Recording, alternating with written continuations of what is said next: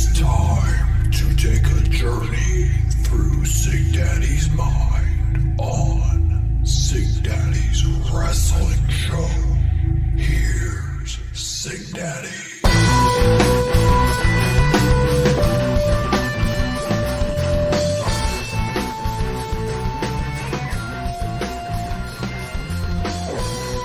Hello and welcome everybody to another episode of Sig Daddy's Wrestling Show. It's your host, Sig Daddy, and it is the week in review for March 28th, 2020. But before I get to talking about Raw, SmackDown, and AEW Dynamite, got a little bit of news I want to talk about here for a few minutes, and it's regarding WrestleMania, and it is not good news. This WrestleMania card seems to be falling apart at the seams, and another name that's been reported out for WrestleMania is Andrade. He's been pulled due to injury. This is according to an article from WrestleTalk.com, and supposedly the replacement for that match is it was slated to be the Street Profits versus Andrade and Angel Garza for the Raw Tag Team Championships. It is now Austin Theory of NXT, which is a very interesting choice.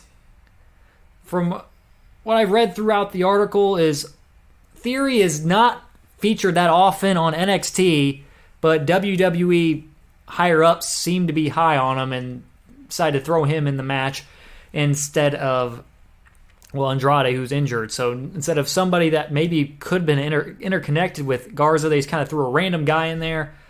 I don't know how I feel about that. I was not very excited about that match in the first place, but we'll see. But more names have been ruled out, including The Miz. Rey Mysterio and Dana Brooke had already been out. They are quarantining themselves. But yeah, Roman Reigns was one of the names that popped up being out for WrestleMania. And Roman Reigns decided to pull himself out of his upcoming WrestleMania match against Goldberg, which it was already pre-taped this week, and they should have finished up probably by Wednesday. He's supposedly, this is reported by Wrestling Observer Radio, and Dave Meltzer reported that the replacement for the match, actually, it turns out it is going to be Braun Strowman. Don't know how I feel about that. He's not in contention. He's in some hot water with the fans right now. And I don't know. Well, you know about the previous comments he made about independent wrestlers and such. I wasn't a big fan of that comment, but I don't know. If they do this, if they pull the trigger on this title change, I don't know what's going to come of it. Braun might be just a placeholder for when Roman comes back. And I don't know, this WrestleMania situation just keeps getting worse and worse as time goes on. As we mentioned also, The Miz is now out for WrestleMania. He is sick. And so he was sick.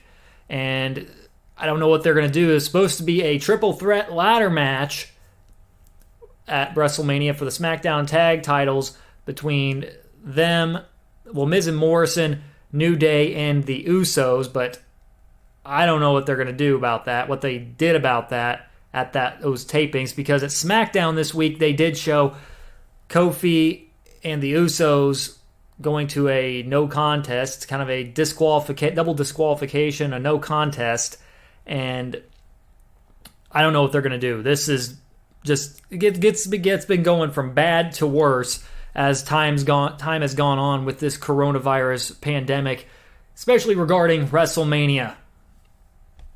But let's move on to some brighter stuff. Let's go on to the week in review for this week. Let's start out with Monday Night Raw. And Paul Heyman, it's a video to start out with, and then they cut to the ring, and it's Brock in the ring with Heyman, and Heyman talks about living in the most uncertain times right now, and we need a little certainty, and that certainty is the Beast, Brock Lesnar. And he says Drew can get down on his hands and knees. God's prayer line will only give him a big busy signal on that night, and the Brock will answer his prayer quick by making it quick and painless, but not painless. And when WrestleMania is over, Brock's going to still be champ then, now, and forever. And this was a solid promo from Paul Heyman. And I really like the way he adjusted his tone from the big arenas to the Performance Center, where there is no one in the arena. And at the end, he says, Drew will be douched out. And I think he said something else, not appropriate. And also, there was also a rumor out there that he possibly wasn't going to make it out of Canada. Brock, there was that rumor that was swirling around the internet last week that he was not going to be able to make it out of Canada. We got our answer here, and it was a solid promo from Heyman to start the show. Following that was a very good triple threat match, one of the best probably triple threat matches in WWE history. And that was Brock Lesnar defending his WWE Championship against Seth Rollins and John Cena at Royal Rumble 2015. And this was a very, very good match from back in the day. At least they're playing some pretty good matches on these shows. I'm okay with it, but moving on. And then we get flashbacks to the past 2 weeks of AJ Styles promos. And when we come back, we get more of what made Styles challenge Taker at Mania and shown some more of AJ's promo from last week. And then we get AJ Styles with Carl Anderson and Luke Gallows and talking about WrestleMania being just too big for one night. And I'm getting sick and tired of hearing that. It's like, shove it down our throats. Let's keep shoving it down their throats. And it's like, I proposed a drinking game. Every time they say that line, WrestleMania just too big for one night, you need to take a drink. Because you will get skunk drunk, if you play that game. Because they say that line, they regurgitate it 3,000 times during the show. But moving on. Styles, he cuts a promo referencing the weird video of Taker and Michelle with the Tiger that surfaced on Twitter and stuff. It was pretty funny. And really, Taker hasn't been the same since the Mania where he lost to Brock. And where is this man at? Where has he gone? And Styles doesn't want Mark Calloway, who posts selfies. He wants Taker from yesteryear, but he's too far gone. He's going to give him what the fans want to see. And the way he brings Taker back is going to be a boneyard match. What in the living bleep is a boneyard match? I have no clue. And Styles at the end of the promo says, I got a perfect place for you. It's the same spot Michelle buried your career. Ooh. Nice burn there from Styles, but I'm not too excited about this boneyard match. I don't know. This is going to be a lot of bells and whistles to this, and I'm not too excited about it. We'll see. We'll see how it goes. After that, we get Charlie Caruso with Angel, Garza, Zelina, and Andrade. They're talking about their upcoming title match, which Andrade is not involved in now. And then they say the Street Profits will not be dancing around with the Raw Tag Team Championships anymore. Garza winks at Charlie, continuing their supposed love angle. Who knows? And then we get Andrade and Garza versus Ricochet and Cedric Alexander next. And then we get a video showing Edge's promo from last week. Then that's the match between Andrade and Angel versus Ricochet and Cedric Alexander. And I thought this was a pretty solid match. It was fine with me. Andrade wins with a nasty spinning back elbow on Cedric Alexander. And it's actually, Cedric Alexander and Ricochet could be a very good tag team. Maybe they experiment with that a little bit more. I'd be interested in it, definitely. At least they're utilizing these guys that are very, very skilled in the ring. But it was a fine match. It was nice to see Cedric and Ricochet have a longer match on Raw.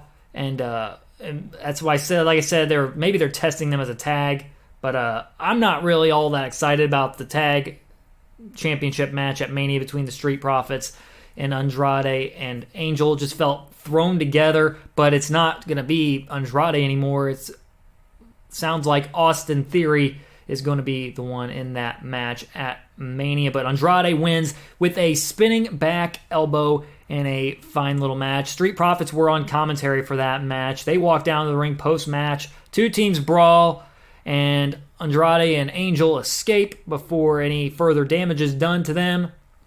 We get shown 316 Day from last week, and then Street Profits versus Shane Thorne.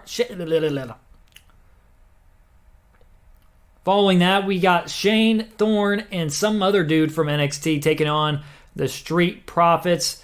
And the Profits dominate to start. Ford hitting a couple of slaps to Thorne's chest.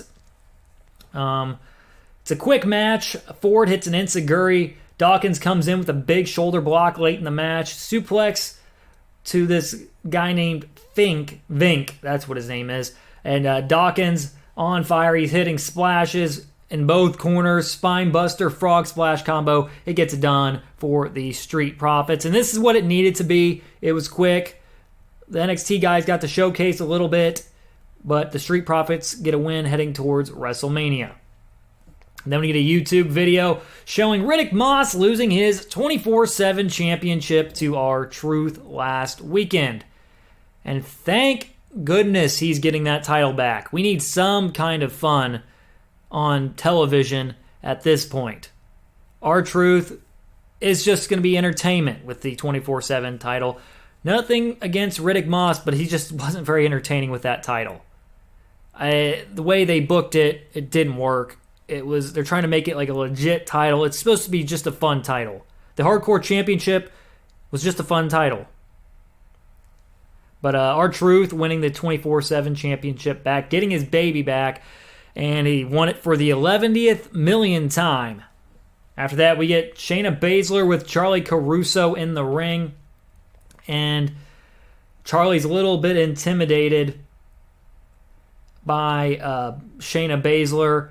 And Shayna asks her why she looks nervous. And are you afraid that I'm going to bite you again? Charlie looks nervous, and Shayna asks, why are you nervous? Are you afraid I'm going to bite you too? But it's the same type of brutality that people should expect at Mania.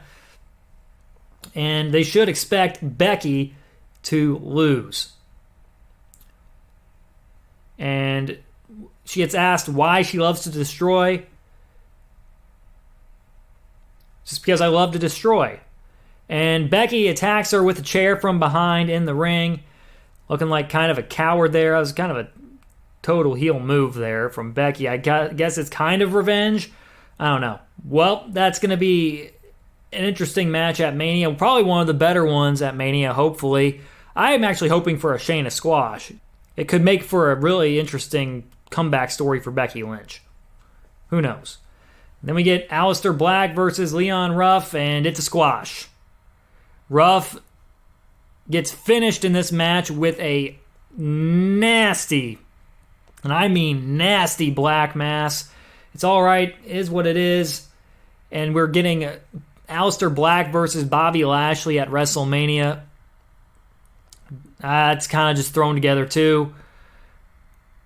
And it just seems like they're throwing stuff together just last second. It's like, I don't know what to do. Just let's throw something at the wall and see if it sticks, pretty much. Following that, we got KO in the ring. He's out there to answer Seth Rollins' challenge. And he knows Rollins is there and he wants him to come back out. And I'm just going to go pretty much give you the whole thing here. And Rollins comes out, says, "Do you really think fighting me in this place gives you a home field advantage?" And Rollins is saying this building was built on blood, sweat, and tears. Everything he did before he got there didn't matter. KO will never understand the sacrifice that Rollins went through to get there. And Rollins said he had to suffer, persevere, and succeed for people like Kevin Owens. He rebuilt the system from the ground up, and Rollins says KO keeps standing in the way, and you refuse to fall in line. None of this exists without Seth Rollins, not the Performance Center. There would have been... None of this exists without Seth Rollins, the NXT Performance Center. None of this exists without Seth Rollins. NXT, the Performance Center. There would have been no Gargano Ciampa without Seth Rollins. The Women's Revolution would have never happened. That's a bit of a reach without Seth Rollins. But most importantly, WrestleMania of all places, you really challenged me there. And before that, Rollins says there is no Kevin Owens without a Seth Rollins. And like I said, the question Rollins asks, the second one he asks, is why is he picking Mania of all places? That's Rollins' domain. He's won the IC Championship there, the Universal Championship there. He's beaten names like Triple H and Brock, and he's won more WrestleMania matches than he can count. And KO has 0. And saying all of KO's WrestleMania moments are failures. And he asks about last year's, where he wasn't good enough to be at Mania. And Rollins says KO can't beat him on his worst day, and WrestleMania is his best day. And under pressure, Seth Rollins is God. And KO stands no chance at WrestleMania. And that's most of what was said on that promo, and it was just fantastic stuff from Rollins. Even in an empty arena, that was fan-freaking-tastic. I like how they're playing off the history of each person, especially at Mania. And this was a really good promo from Seth to hype up his match against Kevin Owens at WrestleMania. Then we get shown Charlotte Flair versus Asuka from WrestleMania 34 for the SmackDown Women's Championship. Another good match from what I remember. And Charlotte, after the match, watching the match, says it was inspiring to her and says she was a masterclass at making history. And she talks about her accolades, and she'll be the first to win the NXT Women's Championship at WrestleMania. And then the final thing we got from Monday Night Raw was Orton's response to Edge's challenge. And here's the rundown of that. And Orton saying, "I've done and said things that have been misunderstood, and what I did came from a place of love, but it's been taken as an act of brutality and violence. And I'm here to respond to Edge's challenge." But Orton first wants to apologize for lying to Beth. Edge is not a junkie for the roar of the crowd. He is a junkie for himself, and he was handed an opportunity because I am an Orton. And it doesn't guarantee a Hall of Fame career with just your last name. He's won the IC, the World Heavyweight Championships. And those wins weren't handed to him. And Mick Foley didn't pass me the torch. He threw me in thumbtacks, which is a callback to their Backlash 2004 hardcore match, which I recommend you guys go back and watch. If you have the network, definitely go watch that match, because that's what made Randy Orton a star. That match was fan-freaking-tastic. It's brutal, but it is very, very good hardcore match. But he also says he spat in Mick Foley's face and beat him, and he went from hot prospect to the 3 most dangerous letters in all of sports and entertainment. And Orton says grit has a different meaning to him than Edge. Grit means longevity. And he's been the one constant in the WWE locker room, and no one has accomplished anything remotely close to him. No one has as much grit as he does, and you call me, Orton, an entitled brat. Aren't you not the ultimate opportunist? Would you have said no if Triple H asked you to join Evolution? He did what he believed. He did what he did because he loves Edge and his family. And Orton says, you may be writing the story at Mania, but I'm going to write the last chapter and end it. And he accepts. And it's official now, Orton and Edge at Mania, last man standing, and that was a freaking bomb promo from Orton, from the facials and the emotion he delivered. It was very, very good promo. Definitely go back and watch that. And really, this episode of Raw had some very, very good promo work, especially from Orton and then also Seth Rollins. Those were the two best things on the show. And the matches were they were good. There was a good match earlier on with Andrade and Angel versus Cedric and Ricochet. The wrestling wasn't all that great on this show. We just got a lot of two throwback matches on this show, which I'm okay with, but you could fill the time a little bit better with trying to build up your other matches at WrestleMania. But still, some solid promo work in there, especially from Orton and Seth Rollins. Actually, not solid. It was fantastic. Up next, AEW Dynamite. And this time there's nobody ringside, and we get Cody versus Jimmy Havoc to start the show. Nice to see Jimmy Havoc on the show. Haven't seen him in a while. But after a solid match, Cody wins with 2 crossroads.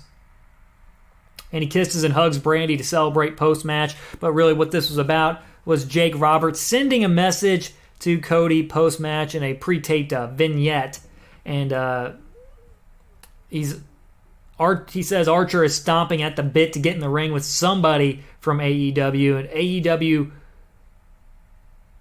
is supposed to give the people what they wanted, and Roberts begs to differ in that.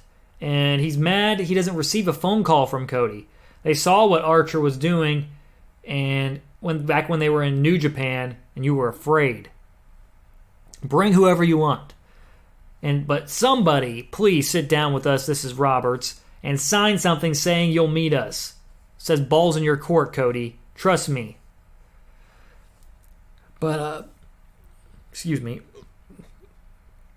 But that was a very good promo from Jake Roberts.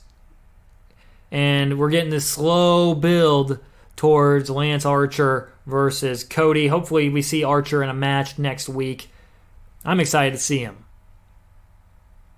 After that, we got Darby Allin versus Kip Sabian with Penelope Ford ringside. This was a nice, solid match, but Allin wins with a crafty little roll-up. He rolls through, grabs a leg, and then grabs another leg for the roll-up and the win in that match. And a lot of this had some pretty good psychology. Sabian working the shoulder in this match, and it was fun. It was a fun match between Darby and Kip, but Allin gets some momentum, and Allen's still got a bone to pick with the Inner Circle here. Hopefully sooner rather than later. Then we get a highlight video showcasing Jake Hager using some of his MMA highlights and his recent highlights from AEW. And Jake Hager wins this pretty quickly, and he gets the arm triangle. Fine to keep him looking like $1 million. But Moxley comes down post-match, hits a paradigm shift on Hager, but Hager grabs Moxley's ankle as Moxley's walking towards getting out of the ring. But Hager rolls out. Actually, not Hager rolls out, but Moxley rolls out. He sends Hager outside of the ring, and Hager tries to attack, and Moxley swings the title at him, but Hager decides to leave. And Moxley cuts a promo after that saying he's cleared, and he told Hager, you forgot to check your blind spot. He's talking like he's going to be in the Inner Circle's blind spot, and saying when they meet Hager, he's going to get carted out on a stretcher or die trying. Following that was the video talking about the Exalted One reveal last week, just recapping that, and he's given us a bit of a look. They're giving us a bit of a look at Brody Lee's reveal from last week, and there's a video showing Brody Lee how he treats his minions, and saying this is the new Dark Order. Reynolds and Silver are with him eating, and we do what we want when we want. We prey on the weak. But he doesn't understand what's wrong with them. Either Reynolds or Silver decides to eat, and Lee gets upset. He says they must wait till he finishes his food, and actually it's Reynolds who gets kicked out first. And Silver then sneezes, and Lee then kicks him out also. This is a tyrannical leader in Brody Lee, and I'm all for it. And I'm very interested in seeing what he's going to be doing here moving forward. Cody, he's on commentary all night. He's using a lot of throwback stuff, a lot of stuff from 80s wrestling, and I'm really enjoying it. I thought he was pretty good on commentary. And Cody calls this Daddy Eats First, which is a t-shirt he has on Pro Wrestling Tees. And he used that line in a Ring of Honor promo back in the day. And I don't know. I enjoyed Cody on commentary this night. After that, we get the Exalted One, Brody Lee, in his first AEW match against QT Marshall. And Lee hits a big boot right out of the gate. He drops Marshall on the apron, throws him into the bike rack ringside. Lee chops him, throws him back into the ring, flipping senton onto Marshall. Very athletic move. And Brody Lee's hitting running elbows in the two corners, vertical suplexes, and a back shot. Lee actually stares Brandy down, which is kind of interesting. And then Marshall fights back with the right hand and hits a kick and an enziguri. Sends Brody Lee outside. Actually, Lee sends Marshall outside. He hits an enziguri, but misses a dive off the top. And then Lee answers with a boss man slam. And then Lee gets his discus lariat to get it done and get his first win in AEW. And I thought this was what it needed to be. It was a nice debut by Lee and a dominant one, to say the least. Post-match, a creeper drops the mask on Marshall, asking him to join. After the commercial, we get a video recap of Matt Hardy's arrival from last week, and we get a medical update from Vanguard One. Medical update on Nick Jackson, and it shows that he is at 61%. So he's getting there. It's still taking a bit of time, but Nick Jackson will be back sooner rather than later. And we get the main event match. It is Sammy Guevara versus Kenny Omega for the AAA Mega Championship. And Sammy Guevara, he has pictures of Brandy, Cody, and a Star Trek captain. And he is still trying to shoot his shot with Brandy. And we get an interesting visual during this match. And it's right before the first commercial break. And he's outside the ring. Guevara actually jumps the guardrail. And he sits to talk to the Brandy picture. He actually kisses the Brandy picture very aggressively. Very, very aggressively, tongue and all. And Brandy gives you a great facial of looking on in disgust. And then we go to break after that. This was a pretty good match. And late in the match, Omega hits a big V trigger. He goes for it again. Gets bit by Sammy. Kenny hits a big knee again to get out. Misses the V trigger. Snapdragon is reversed by Sammy. Sammy hits a spinning kick. Reverse fireman's carry into a nasty looking knee by Guevara. And then moments later, Kenny hits hits a Tiger Driver 98 for a near fall. And he goes for another V trigger. He gets it right after Sammy flips him off and hits the one-winged angel to defend his title. And this is a good and very fun title match. It was a lot of handwork by Sammy Guevara as Kenny Omega is coming back from that broken hand. And I enjoyed it. I enjoyed the match for what it was. Very, very good match between Kenny and Sammy Guevara. Sammy Guevara keeps delivering every time he's on TV, whether it's in a promo sense or, I don't know, in-ring. He's delivering both. He's delivering all the time. And I just started checking out his vlog a couple weeks ago, and man, it's a very entertaining vlog. I definitely watch it on YouTube if I were you, and if you're interested to see kind of seeing the life of a pro wrestler and just kind of fun little segments, some fun little things he does on those vlogs. But a very entertaining vlog, but a very entertaining match between Kenny and Sammy Guevara. Kenny Omega defending his AAA Mega Championship, winning by pinfall. After that, we get probably the moment of the night. Jericho and Matt Hardy. The confrontation. And before we even get started, Jericho grabs the cameraman's camera and he videotapes him singing Judas. Very entertaining. And talking about the arrogant sobs that got Matt Hardy replacing Nick. He's giving Matt an opportunity to make the right decision and join the Inner Circle. But Vanguard 1 shows up. And Jericho cuts an unbelievable promo on Vanguard 1. And he tells Vanguard 1, I don't like you. He doesn't like him and calls him a piece of blank of trash.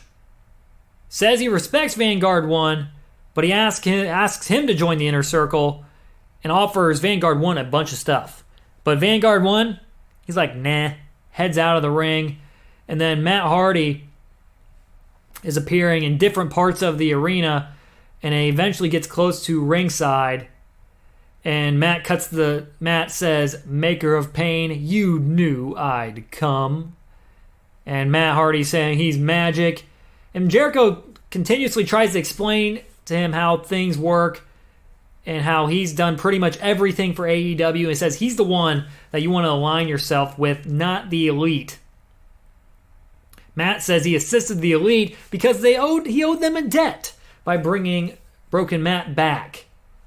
He's also seen the tyranny that Jericho has brought to AEW, and AEW is supposed to represent freedom. Matt Hardy doesn't want his freedom taken, and Jericho revived the careers of many others. He's asking Matt, join the Inner Circle. And Jericho's saying, Matt says, you don't understand what you're looking at. He's looking at Damascus, which is another form of Matt Hardy, according to his Free the Delete series. And this being of Matt is known for creating violence and brutality. He's practically perfect. Jericho still honestly doesn't know what Matt's doing here. He gets reinventing. He is one of the kings of reinventing. Jericho says, outside you look different, but you're the same Matt Hardy he's known for over 20 years. And Jericho actually gets called a hole of the ass by Matt Hardy. And I was dying. This whole promo segment was just fantastic. I'll continue on. Matt saying his broken brilliance is shining brighter than ever. And Jericho just gives him one more chance. But Matt just says, Jericho gives him one more chance. He says, Elite or Inner Circle. And Matt just says, delete. And Matt says his essence is all over the building even though there is no one there. And he says, you'll fade away and classify yourselves as obsolete. And Matt's pointing out these historical figures in the crowd even though they're not there. Jericho's continuously saying you can't see him. He's like, you're delusional, dude. Jericho at the end smacks him. Matt punches him down. And Jericho says a fantastic line and it says, abracadabra, Matt Hardy gets his ass kicked. Sammy Guevara jumps Matt from behind. Cody and Kenny come out with chairs taking out Jericho and Guevara. And at the end, Matt sets off the fire. He's got magical powers. It is magical. He set off the pyro. And he sets off the fire as Jericho and Guevara are on the stage and they're cowering away and they almost get set on fire. And really, that's the end of the show, folks. And, well, it was certainly entertaining, that last segment. That was a ton of fun. Jericho cutting a promo on Vanguard 1 was fantastic, and the banter between these two was amazing. I liked how they didn't use mics this time. They just let them talk freely, and it was absolutely wonderful and magical, as Matt Hardy would like to say. It was fantastic. And really, either you enjoy this stuff of Matt Hardy, you enjoy this Matt Hardy stuff, or you don't. And really, I personally love it. And I thought this was a very, very fun way and a memorable way to end AEW Dynamite. And I thought this overall was a pretty good show. Some really good wrestling and some really good promo work, especially from Matt Hardy and Chris Jericho at the end. That was absolutely fantastic. Jake the Snake also cut a really good promo earlier on in the night. And I don't know. There's some good stuff setting up for the future. Hager, we're getting some teases with Hager and John Moxley, and then also Brody Lee. Brody Lee's debut. It was what it needed to be, and we also got a pretty good match between Kenny Omega and Sammy Guevara. And the final show this week, Friday Night SmackDown. It is Bayley and Sasha out to start, talking about how their WrestleMania is a nightmare and how Paige is trying to pit them against one another. And Bayley says, "Oh, there's no separating us, right?" And Sasha's like, "Eh." And she gets ready to talk. Lacey Evans interrupts, and this becomes just an interrupting fest. And Bayley even addresses that, which was kind of funny. At the end, Tamina shows up, and Tamina says, "Actions speak louder than words." Headbutt to Naomi, super kick to Lacey. Bayley and Sasha then lay the boots into Naomi, and they back into Tamina, and they run away. But at least they did something to make Tamina feel relevant in this match, even though she hasn't been on TV in what has been probably months. But otherwise, though, that was a typical interrupt everybody segment. I did like that Bayley addressed that in the promo. After this, we get Drew Gulak versus Shinsuke Nakamura, and if Gulak wins, Bryan gets an Intercontinental title match at WrestleMania, and Sammy joins commentary once again. And late in the match, Gulak runs into the corner, and Nakamura hits a kick on him, flying knee by Shinsuke for a near fall. It's a front face lock Shinsuke's working, and then a front suplex face buster by Nakamura. Nakamura then goes for the Kinshasa, but Bryan pulls Gulak out of the way. And that happened earlier on when Cesaro pulled Nakamura out of the way. I liked how they kind of did the same things back to one another. And Gulak rolls Nakamura up for a jackknife cover for the win. And I thought this was a fun, short match. It accomplished what it needed to accomplish. And we're getting Bryan versus Zayn at Mania. And honestly, that could steal the show. That has a possibility of being the best match at WrestleMania. I hope they give it time, because Bryan and Sami Zayn can create magic. Both of them have shown that. And I hope they get the opportunity to do so at WrestleMania. After that, we get not Otis versus Dolph, but we get the Otis and Dolph video from last week, and it's backstage. Dolph FaceTiming Mandy, talking about how pathetic Otis is. And we get that another weird glitch again. I wonder what that's all about. Because they keep doing that week after week. I wonder what it's leading to. Hopefully it's something good. But Otis and Tucker are out there trying to get to Ziggler backstage. And Otis gets held back. And Dolph actually challenges Otis to a match at WrestleMania with Mandy in his corner. Then after that, we get Elias with a song about Baron Corbin, talking about Corbin's throne being a toilet and Corbin being a turd and how he wipes his butt with Corbin toilet paper. He's on every roll. But Corbin, after the song, attacks Elias from behind, hits him with his scepter, and actually knocks him off the balcony to the concrete floor. Doesn't get me any more excited for the match, but at least it was somewhat of a memorable moment of Elias getting knocked to the floor at the Performance Center. But does that take him out of the match? Does that take Elias out of the match at Mania? I hope not, because he hasn't had an opportunity yet. I hope they don't try to put Gronk in the match at WrestleMania. I really hope they don't do that. But after that, we get Alexa Bliss versus Asuka, and this is a pretty hard-hitting match between the two. We had Nikki Cross on commentary. She was pretty entertaining. A lot of shoulder work by both people in this match, and there was a nice spot in this match where Alexa drops Asuka face first on the apron with she had a shoulder whip or whatever, and Bliss then throws Asuka in the LED board, and Bliss gets a near fall. Bliss goes for a DDT inside the ring. Asuka then goes for the Asuka lock. Bliss backs her into the corner, rolls through her own snapmare attempt. Does Bliss? It was a pretty nice little sequence there, and gets the DDT for the win. I thought this was a nice hard-hitting match. This is one of the better matches I've seen on these no audience shows, but I thought this is good to set up their Mania match. Hopefully we get Bliss and Cross versus Asuka and Kairi Sane. But I also thought it was a really enjoyable match between Asuka and Alexa Bliss. Then we get the Usos backstage, saying it wouldn't be the road to WrestleMania without the Usos. A New Day going at it one more time. Pretty much they're going to get the shot at Miz and Morrison.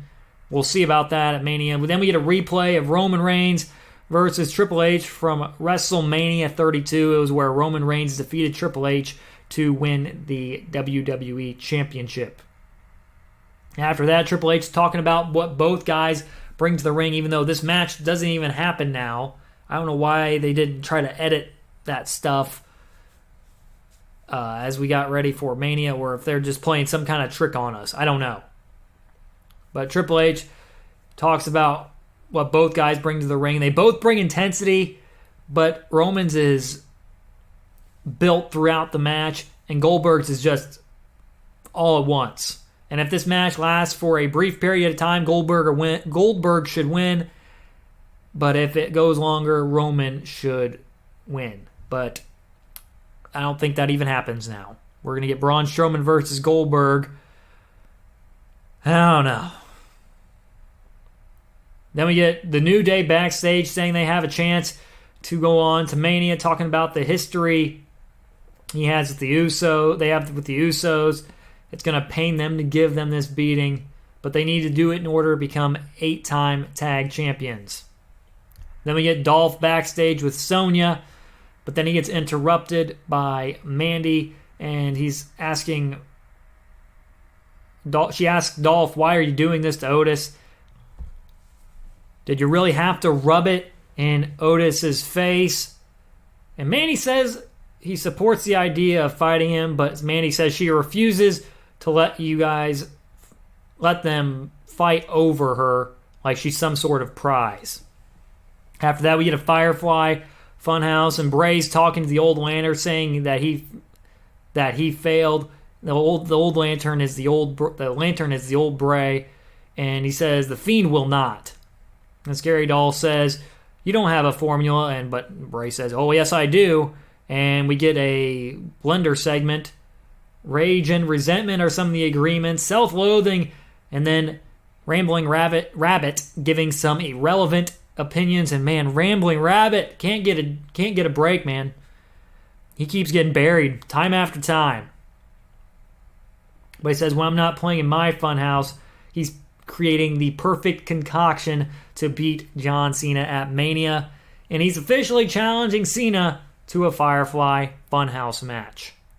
We'll get the response next week from Cena, but there's gimmick matches galore at this Mania so far. We got the ladder match. We got the last man standing match. We got the boneyard match, whatever that heck that is. And we got a Firefly Funhouse match possibly at Mania. They're trying to be creative, but I don't know how I feel about this. But I give them kudos for being creative. Then we get the Usos versus the New Day with the winner taking on, well, Miz and Morrison for the tag titles at Mania. We'll see about that. Late in the match, Big E eats a super kick for a near fall. Jimmy and Jay with chops in the corner. They go for a double superplex. Big E gets hit with a running enziguri. Usos go for a dive. Kofi stops them. Kofi then sends Jimmy and Jay over the top. Kofi hits a trust fall dive. Morrison and Miz are doing their Miz and Morrison. Hey, ho, ho. And Kofi knocks Morrison's foot out from underneath him, knocks him onto the announce table, and then Uso dive, followed by a Big E spear, and then Miz and Morrison attack, both teams causing the DQ, ultimately setting up a triple threat match at WrestleMania, a triple threat ladder match that remains to be seen if it's going to actually take place or not. But after that, New Day hits a final hour on Morrison to close out the show, and I thought it was okay show. SmackDown was all right. I honestly thought Raw was better. We did have some better wrestling on this show with Asuka against Nikki Cross, and actually Drew Gulak and Shinsuke Nakamura was not bad.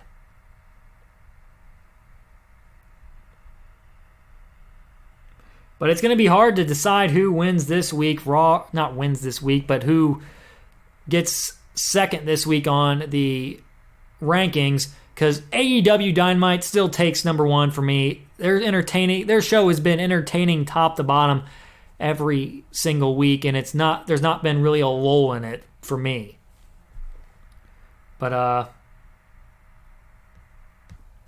I'm going to go with Raw this week at number 2. The promos, I think, were much better on that show, even though the show lacked wrestling. At least they put on some good matches, including the triple threat match from Royal Rumble 2015 and the Charlotte and Asuka match from WrestleMania 34. But the wrestling was better on SmackDown, but the storyline work was much better on Raw, especially with the Orton promo and then also the Seth Rollins promo. Those are both setting up those Rollins and Owens match at Mania, and then the Edge and Orton match. So number 1 this week again is AEW Dynamite. Number 2 is Monday Night Raw, followed by SmackDown at number 3. Make sure to tune in next week. I will have my top 5 favorite WrestleMania matches of all time. I'm really looking forward to giving that to you guys here next week. Hopefully it will be up on Wednesday. I'll try to get it up for you on Wednesday. And then coming up next Friday or Saturday morning, it will be the weekend review once again.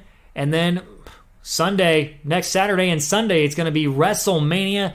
I will try to get that review up for you the following Monday. So a lot of stuff coming up this week. It's going to be a busy week. I'll have my top 5 favorite WrestleMania matches of all time up on Wednesday. Friday/Saturday, I will have the weekend review up. I'll be covering Raw, AEW Dynamite, and SmackDown. And then the WrestleMania review, I will have that up on Monday, the following Monday. Before I go, make sure to follow me on the socials, Facebook and Twitter at SigDaddyWrestle. And if you enjoy this podcast, give it a 5-star review on Apple Podcasts. And if you haven't already, subscribe to my podcast. Tell your friends to subscribe to my podcast on Apple Podcasts, Podbean, Spotify, and on the iHeartRadio app. Thank you again for listening to the show. Until next time, this is Sig Daddy signing off, saying so long, everybody.